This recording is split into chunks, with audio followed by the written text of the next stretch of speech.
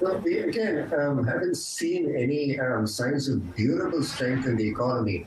And the big question that remains over the economy in the next couple of years and even beyond is what is going to replace the property sector in terms of being a key driver of growth. Clearly, external demand is not going to do it because the rest of the world is not doing terribly well. The US economy remains resilient, but Europe is not doing that great. So if you look at China's export markets overall, they're not in great shape. So it has to come from domestic demand. And then if you break down the components of domestic demand, both household consumption, which has revived somewhat in the most recent data because retail sales of automobiles and so on seem to be picking up a little bit. But both household consumption and private investment in particular remain quite weak. And without those picking up, it's going to be very difficult to sustainably generate economic growth. And that's the key challenge the government faces, what sort of measures it needs to put in place, not just in terms of short-term stimulus, but in terms of measures to rebuild confidence so they have control of the economy and that the policies are going to go in the right direction.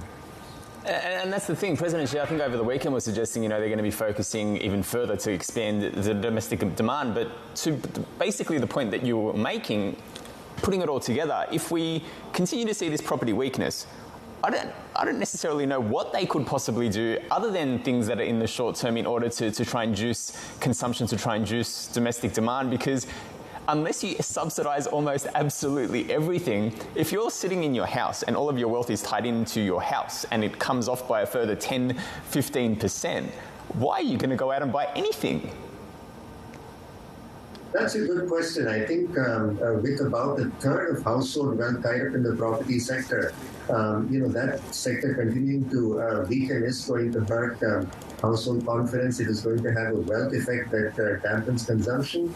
But the issue here again is whether the rest of the economy, the rest of the private sector in particular, feels that the environment is right to start investing again, because that can generate a positive cycle where you get employment growth, which in turn generates more wage growth, both in average terms and in overall terms, and that can get things going. So what we really need from the government is a sense that they're going to take structural measures to deal with many of the problems in the financial sector and the labor markets, perhaps some amount of fiscal restructuring, especially in terms of center-local government relations. So all of these, I think, put together will amount to a package that perhaps will inspire some degree of confidence. Certainly, stimulus helps in the short run.